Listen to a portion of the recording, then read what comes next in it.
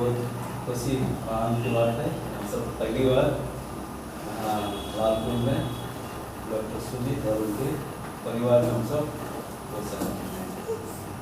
और तो मैं छोटा सा वचन रखा हूँ, जैसे हम लोग इस अंतिम समय में हम रहते हैं,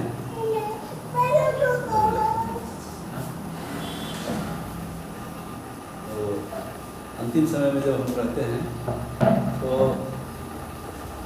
बहुत से चीज़ों को लेकर के हमको क्या है चलना पड़ता है, बहुत से चीज़। और जब हम बहुत से चीज़ों को लेकर चलते हैं तो हम प्रभु में क्या हो जाते हैं, दिन प्रतिदिन हम उठते नहीं हैं, हम क्या हो जाते हैं, नीचे गिरते जाते हैं, थकते जाते हैं। तो इसी तरह से हम सब के लिए वचन में है जो हमें दृष्टांत के द्वारा से हमें दी गई है, और हम सभी इन दृष्टांतों को जानते हैं। यीशु मसीह ने चेलों को सिखाने के लिए कौन सा दृष्टांत का व्यवहार किया है, तो हम दबते जाते हैं, उठते नहीं लेकिन दब जाते हैं। बीज का दृष्टांत है ना, बीज बोने का दृष्टांत यीशु मसीह ने उन चेलों को कहा। और इसी तरह से उनको सुना है कि दृष्टांत में कहा, इसे हम पढ़ते हैं उसको लूका का किताब उसका 8 अध्याय, जैसे यीशु मसीह अपने शिष्यों को दृष्टांत में बता रहे हैं और कह रहे हैं यहाँ कि जब बड़ी भीड़ इकट्ठे हुई और नगर नगर के लोग उसके पास चले आते थे, तो उसने दृष्टांत में कहा, एक बोने वाला बीज बोने निकला, और बोते बोते कुछ क्या हुए, मार्ग के किनारे गिरा, और कुछ रौंदे गए, और कुछ आकाश के पंछियों ने उनको क्या किया, चूम लिया, खा लिया। लेकिन कहता है कुछ कहाँ पर गिरा हो, चट्टान में भी गिरा, 3-4 जगह गिरा, और कहिए उपजा, और वो होता है कि उनको जो चट्टान पर गिरा वो क्या है, पानी ना मिलने के कारण से वो क्या हो गया, सूख गया वहाँ पर, सूख गया। और इसी तरह से झाड़ी के बीच में भी गिरा, और झाड़ी के साथ साथ बढ़कर उससे क्या किया, झाड़ी ने उनको दबा दिया। और कुछ अच्छी भूमि पर गिरा और उग कर क्या पाया, 100 गुना फल आया। तो इसी तरह से हम लोग देखते हैं कि संसार के बोझ के तले जब हमारा नींव अच्छा नहीं रहेगा, क्या हो गया, हम उस चट्टान और चट्टान में तो क्या, जो रास्ता के किनारे गिरा तो उसको चिड़िया खा चूम गया, लेकिन जो चट्टान में गिरा वो क्या, वो भी उगा। झाड़ी में भी जो गिरा वो भी क्या हुआ, उगा। लेकिन चट्टान जब उनको धूप ताप कहने का मतलब उनके जीवन में कठिनाई आई, तो क्या हो गया, मुरझा गया।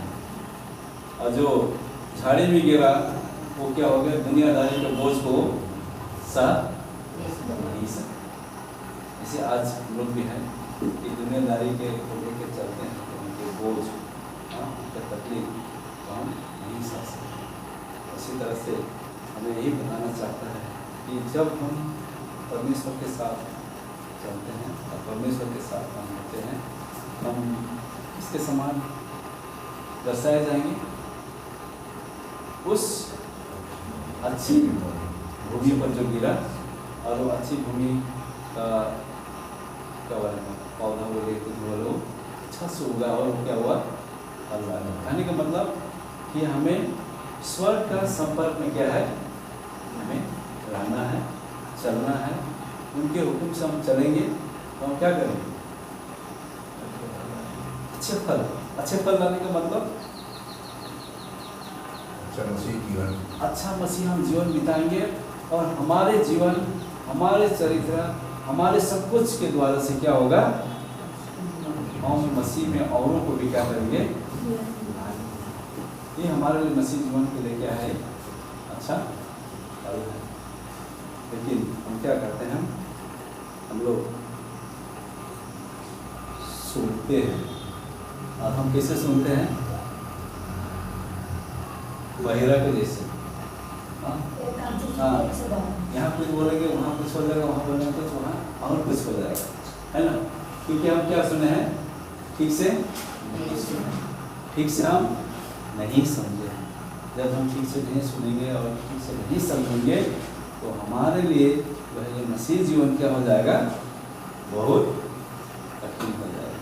और इसी तरह से संसार में एक एक बोल, एक एक चीज़ आते रहेगा, और हम वो दुख के तले हम क्या हो जाएंगे? बढ़ते चले जाएंगे, और हम तो हम नहीं उठेंगे तो हम क्या बोलेंगे? कैसे अनुभव कर सकते हैं हम? जब हम उससे उठ नहीं सकते हैं तो हम कैसे अनुभव करेंगे? और हमारे जीवन से हमारे मैंने मसीह जीवन के प्रति क्या प्रतिक्रिया हो सकता है हमको?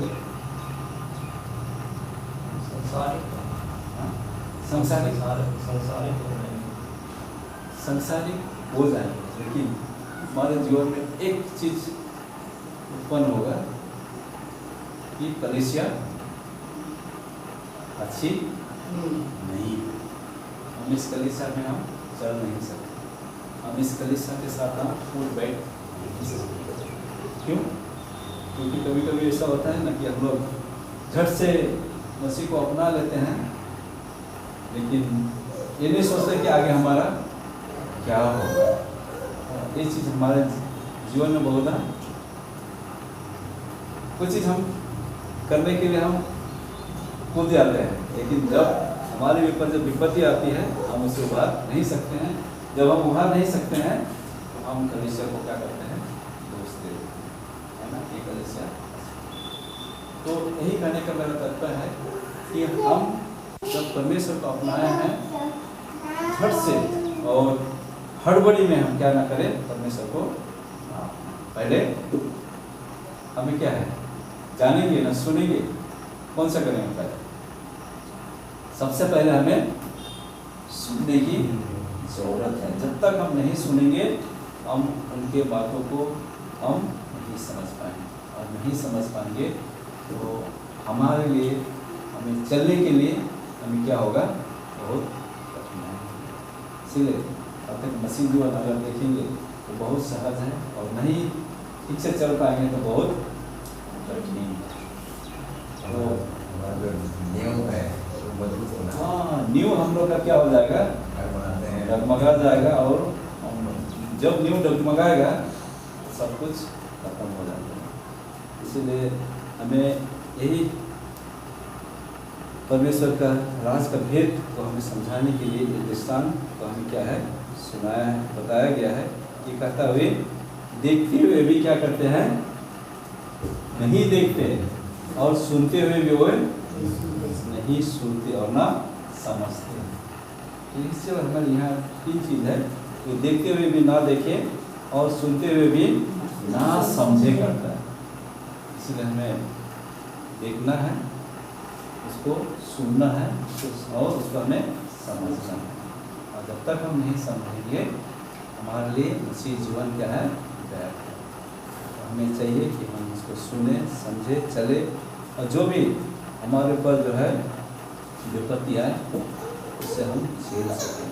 हाँ, और इसी तरह से हम परमेश्वर भी क्या करता है? 15 में करता है, पर अच्छी भूमि में वे अच्छे भूमि में कि वे हैं जो वचन सुनकर भले और उत्तम मन में संभालते रहते हैं और धीरज से फल पाते हैं। मसीह जीवन में है क्या है? वचन को सुनना है, समझना है, उसका अनुसार चलना है। तो हम क्या है? धीरज धरेंगे, और धीरज से हम परमेश्वर के लिए फल ला सकते। तो बहुत सारे ऐसे हमारे उदाहरण हैं, और जैसे हम अभी पहला गीत गाएंगे, हम क्या गीत गाएं? चलेंगे हम ज्योति में साथ उसकी ज्योति में। और गाना हम लोग छोड़ दिए जो है सेवा उसकी करेंगे हम। हाँ, सेवा उसकी करेंगे, और उससे हम क्या पाएंगे? जब परमेश्वर का हम सेवा करते हैं हम क्या पाते हैं? सामर्थ पाते हैं। हाँ, सामर्थ देने वाला वो परमेश्वर है जो हमें संभाल देता है। लेकिन इसे ये फिर से मैं दोहराना चाहता हूँ कि हमें देखना है, सुनना है और उसको समझना है। जब तक हम ये तीन चीज़ हमारे जीवन में नहीं है, हम उस पत्थर के बीच में गिरा हुआ बीज के समान और झाड़ी में गिरा हुआ बीज के समान हम दब जाएंगे और हम उठ नहीं सकेंगे। लेकिन जब हम परमेश्वर को मानते हैं और उनके कहे हुए बातों को हम अनुसार से हम चलते हैं, ईश्वर हमें बहुत ज़्यादा आशीष देता है। और जब परमेश्वर हमें आशीष देता है तो हम बहुत सारे क्या लाते हैं, फल। तो आज हमारे लिए और इस परिवार के लिए और यहाँ जितने हैं हम सबके लिए अच्छा सुहावना मौका है कि हम परमेश्वर पर भरोसा करते हैं, तो हम उनके वचन को अच्छी तरह से सुने, समझे और चले, ताकि हमारे ऊपर किसी भी प्रकार की विपत्ति आए, तकलीफ आए, उससे हम न डरें, परंतु निडरता के साथ उसका हम क्या करें, सामना करें। और इसी तरह से जब हम सामना करते हैं तो हमें वचन में पता है या कुछ पता है कि शैतान तुम्हारे सामने से क्या होगा, भाग जाए और आपको किसी भी प्रकार की हानि से या तकलीफ से आपको डरने की जरूरत नहीं है। हम धन्यवादित हैं कि यहाँ इस परिवार में हो सके और इस परिवार के लिए ही हम प्रार्थना करेंगे।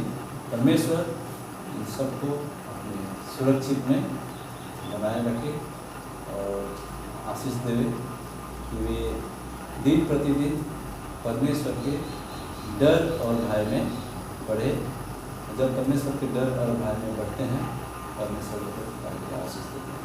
यदि हम उनको भी लेके चलेंगे और इधर भी लेके चलेंगे, हम दो तरह से चलेंगे तो हम कहीं का नहीं रहेंगे।